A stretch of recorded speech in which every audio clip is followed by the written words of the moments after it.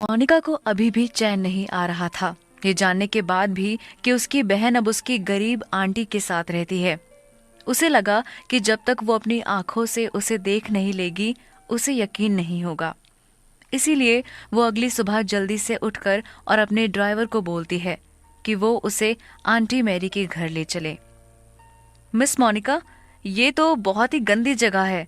आप मुझे बता दीजिए, जो भी काम आपको करना है। आप कार से बाहर मत निकलिएगा। Thank you uncle John. Monica हमेशा से सबकी नजरों में एक परफेक्ट लड़की बन के रही है, सुंदर, शांत और दूसरों को समझने वाली। आखिर में आप दोनों बहनें ही हो, आपको उसकी याद तो आ ही रही होगी। उसके ड्राइवर को लगा कि मोनिका मेघा से मिलने आई है और उसके ये इमोशन देखकर वो और इम्प्रेस हो गया। अंकल जॉन, मुझे मेरी आंटी के घर में कोई दिखाई नहीं दे रहा है। क्या आप आसपास किसी से पूछ सकते हैं?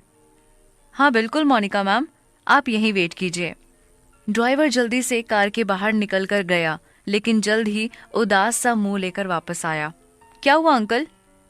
मोनिका मैम, यहाँ पड़ोसी बता रहे हैं कि उन्होंने आपके अंकल को मेघा को बेचते हुए देखा था।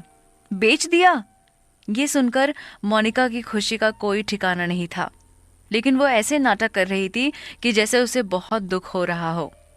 लेकिन सच तो ये है कि उसे पहले से ही पता था कि उसके लालची अंकल पैसे के लिए उसे बेच ही देंगे। मुझे बहुत दुख हुआ ये सुनकर मोनिका मैम। मेरी बेचारी बहन। चलिए अंकल जॉन, हम चलते हैं। अब उसे पूरा यकीन हो गया था कि नेशनल रैंकिंग में जिस मेघा का नाम था वो उसकी बहन नहीं थी, क्योंकि उसे तो बेच दिया गया है। और उसे यकीन नहीं हो रहा था कि उसके बेशर्म अंकल जाने अनजाने में उसकी इतनी बड़ी हेल्प कर देंगे। अब से उसे इस बात की बिल्कुल चिंता नहीं थी कि उसकी फैमिली में उसके अलावा किसी और को अटेंशन दी जाएगी। अंकल जॉन, प्लीज पापा को इसके बारे में कुछ मत बताइएगा। आपको तो पता है, वो मेरी बहन का नाम सुनते ही गुस्सा करने लगते हैं। शायद ये सुनकर के भी गुस्सा हो जाएं। आप फिक्र मत कीजिए मोनिका मैम। उसके ड्राइवर को लग रहा था कि मोनिका दूसरों के बारे में कितना सोचती है, और भले ही वो उसका ड्राइवर है, लेकिन वो उसे ड्राइवर की तरह ट्रीट नहीं करती। लेकिन असल में मेघा और खुद मोनिका को भी पता था कि वो कितनी बुरी है। और एक तरफ मेघा को इस बात का बुरा लग रहा था कि वो मोनिका को रैंकिंग में पीछे नहीं छोड़ पाई। वो असल में ये तय नहीं कर पा रही थी कि वो खुद की रैंकिंग से परेशान है या इस बात से कि अब वो प्रवीण से नहीं मिल पाएगी। और अगला एग्जाम अभी 2 महीने दूर था। मैरी ने उसे एक गहरी सोच में उदास बैठे देखा तो उससे कहा, मेघा, इतने दिन पढ़ाई से दूर रहने के बाद तुम्हारा रिजल्ट बहुत अच्छा रहा है। मैं ठीक हूँ आंटी। मेघा बस अपने दिमाग को शांत करने की कोशिश कर रही थी। देखो मैं तुम्हारे लिए क्या लेकर आई हूँ। मैरी ने फिर पीछे से एक बॉक्स निकाला और मेघा को दिखाकर कहा, मैंने इसके लिए बहुत सेविंग की है, क्योंकि मैं तुम्हें कुछ ऐसा देना चाहती थी जो तुम्हें सचमुच पसंद आए। वो एक मोबाइल फोन था, वो भी सबसे नया और सबसे महंगा। मेघा, मैंने अपना नंबर इसमें पहले से ही सेव कर दिया है। मेघा को अचानक से अपनी आंटी के चेहरे में अपनी मम्मी का चेहरा दिखाई दे रहा था, जो कि उसकी मम्मी से काफी मिलता जुलता सा था। ये देखो मेरा नया फोन। मैरी ने फिर अपनी पॉकेट से एक और फोन निकालकर उसे दिखाया, लेकिन मेघा साफ साफ देख पा रही थी कि उनका फोन बहुत ही पुराना और खराब सा है, और इसीलिए उसने उनके हाथ से पुराना फोन छीनकर बॉक्स में से नया फोन निकालकर उनके हाथ में थमा दिया। ये वाला फोन लेना मैं पसंद करूंगी आंट। क्यों? मैरी ये देखकर एकदम हैरान रह गई। आंटी, मुझे इतने महंगे फोन की कोई जरूरत नहीं है। मुझे बस आपसे ही तो बातें करनी होती हैं, और वैसे भी इतना अच्छा फोन रख करके मेरी पढ़ाई पर बुरा असर पड़ेगा।